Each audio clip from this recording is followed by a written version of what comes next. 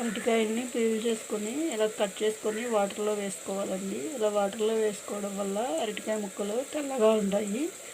బయట ఉంటే కనుక గాలికి ఎర్రబడిపోతాయి. అందు గురించి నేను అరటికాయ ముక్కలను వాటర్లో వేసుకున్నానండి. ఉల్లిపాయలు అవి మగ్గిన తర్వాత ఈ ముక్కలు తీసి ఉల్లిపాయల్లో వేసుకోవాలండి. ఇదిగోండి ఉల్లిపాయలు ఈ విధంగా మగ్గుతున్నాయి కదా, రోజ్ పింక్ కలర్లో వచ్చినాయి కదా. వచ్చిన తర్వాత ఉల్లిపాయలు పచ్చిమిరపకాయలు నూనెలో మగ్గిన తర్వాత అరటికాయ ముక్కలు ఇందులో వేసుకుంటాము. ఉప్పు కారం పసుపు వేసుకొని మగ్గనిస్తామండి. వండిన తర్వాత చూపిస్తాం.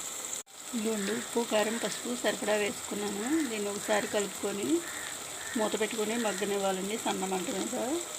మగ్గిన తర్వాత ఒక చిన్న గ్లాసు వాటర్ పోసి ఉడకనివ్వాలి.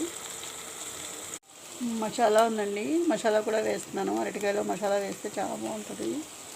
అల్లం వెల్లుల్లి పేస్ట్ మసాలా ఉంది కదా, అది వేసానండి. వేసి ఒకసారి కలుపుకోవాలి.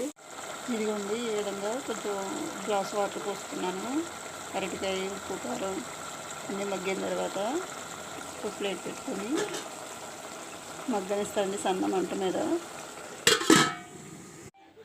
ఇదిగోండి ఇంతేనండి అరటికాయ కూర.